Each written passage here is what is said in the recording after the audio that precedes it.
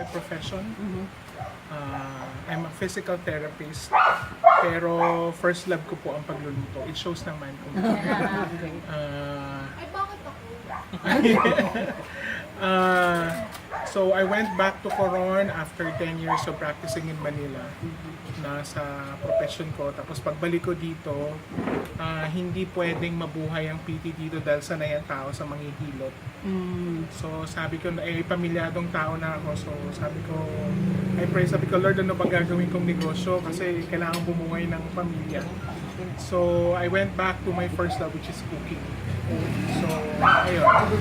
I belong to a family of cook. Okay. So, some of the recipes that I'm using are basically heirloom recipe. Medyo nilagyan lang po ng twist. Tapos, para maging updated siya. Kasi yung ibang hirap na hanapin yung ingredients. So, I decided to open up the restaurant October 2010. Tapos, sabi ko, kung magstay na ako sa Coron, kailangan makakain ako ng mga pagkain na in-order ko sa Manila using local fares, local ingredients. So, eto na nga po, nag-introduce ako ng mga pagkain galing sa Manila using local ingredients. So can you discuss yung mga sinerve? Let's start with the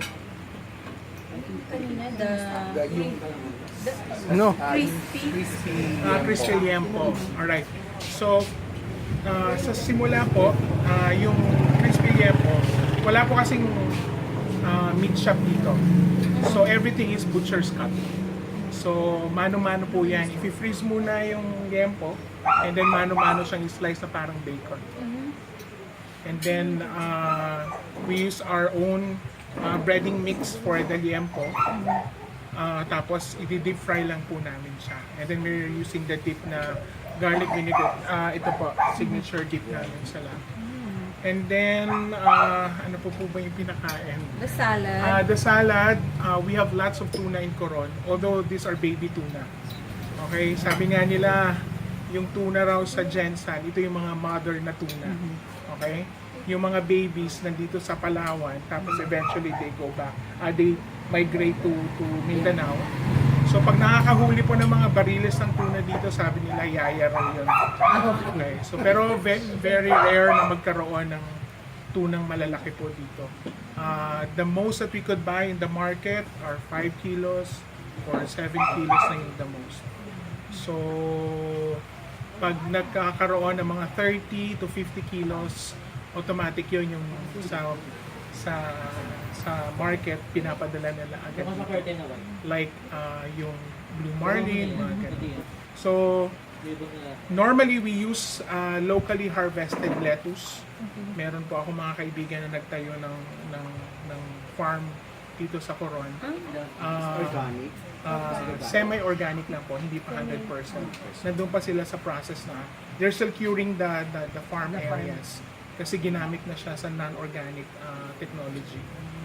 So, yun nga lang, hindi pa ma-perfect yung system, kaya nauubusan sila. So, we have no choice but to buy stuff from Manila rin, kaya ang mahal talaga. And then, since marami pong tamarind ang Coron, medyo naapektuhan lang yung supply nung Yolanda, nung bagong Yolanda. So, minsan kinakailangan pa namin mag-import from Mindoro, from Bulacan, from Cavite, Laguna, just to come up with the juice and with the dressing that we're using for the salad.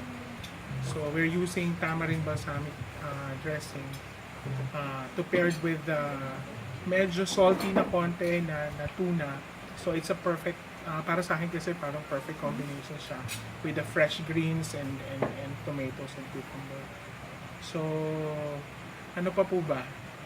Hindi ko na matandaan. Seafood curry. Seafood curry express. That's our version of Bicol Express with a twist of curry. Kasi in my experience sa cooking, seafood are best when cooked with curry. Okay, so I'm using yellow and red Thai curry. So it's a good combination for me, I think. I'm not really an authority in terms of cooking kasi experience lang naman talaga at saka hilig yung aking pagluluto. Right? So And then And the the baby best. back ribs, our bestseller. Bestseller na siya. Opo.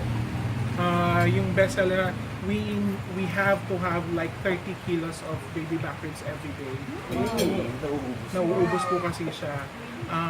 Since wala pong meat shop dito, hence ganyan po yung itsura ng ribs kasi butcher's cut lang talaga siya. Kung paano siya kinat doon sa market, gano'n na rin po namin siya Ikaw lang ang may ganyan dito. marami na rin pong gumaya at eventually They will come back to... they died of natural causes. So ayun po, yun din po, yung sa baby back, kagaya sinabi ko kanina, no, sugal lang po siya, na nagsimula siya sugal lang, kasi sanay ang tao dito na inihaw na liempo, chicken barbecue, ganito, tapos pag pork barbecue, sanay sila yung nakatuhog, skewed pork barbecue, na tagti 10 pesos lang. So, sabi ko, i-level up natin yung taste buds ng taga-Coron. So, isa po to sa mga nag-break ng culture dito sa Coron. Sanay po kasi yung taga-Coron na magti-take out lang, tapos kakain sila sa bahay. Okay. Hindi po sila sanay yung kultura na kakain Sa sa labas. labas. Mostly nahihiya sila. Pero, marami pong mga binago na kultura. So, isa na nga po yung mga sinaserve namin pagkain. Kasi ang alam nila sa ribs, pangsigang lang yan. Pangsigang lang. Hindi nila alam na pwedeng i-barbecue yan. So, ganun po. So, tapos, Yung sinigang na mangga sa mangga.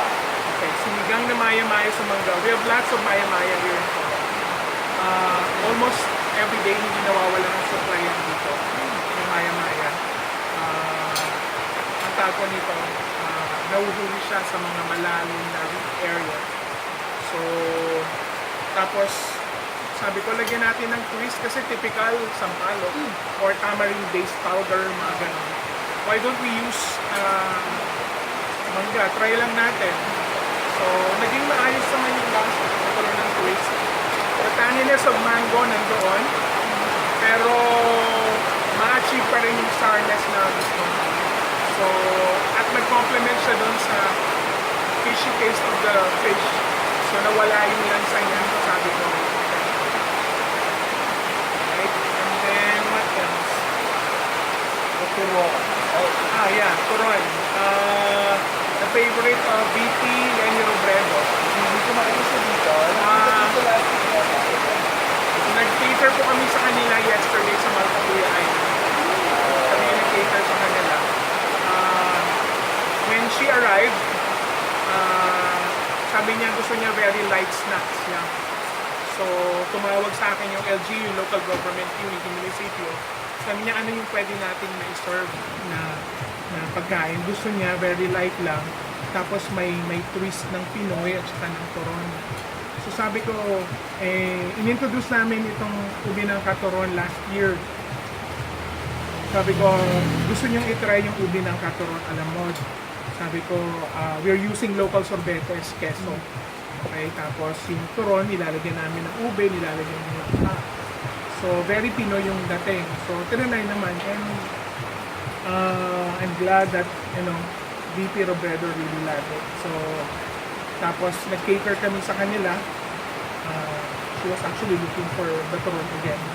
But we serve a different dessert there. So, yung Coron, ano lang po yan. Mahilig po kasi ako personally sa Coron. So, typical na Coron, may langka. Okay, gano'n na. So, nag-try ako ng iba't ibang Coron. Nag-try ako ng Coron with chocolate, Coron with pinitig, Coron with... So far, ito yung nagustuhan ko talaga, yung ubi ng Coron, alam mo. But ang twist lang dito, ginamitan ko siya ng local sorbetes. Kasi there's an influx of imported or Manila-based ice creams. So, Magnolia, Selecta, ganun sabi ko, mamamatay yung industriya ng sorbetes dito sa Coron pag nagkakaroon. And the sorbetes that we're using, grade schooler pa lang yung father ko, nandito na yung sorbetes na yan. So, mawawala yung legacy ni ni Mr. Katapang Ice Cream. So, ginamit namin siya para mabuhay siya. So, Question.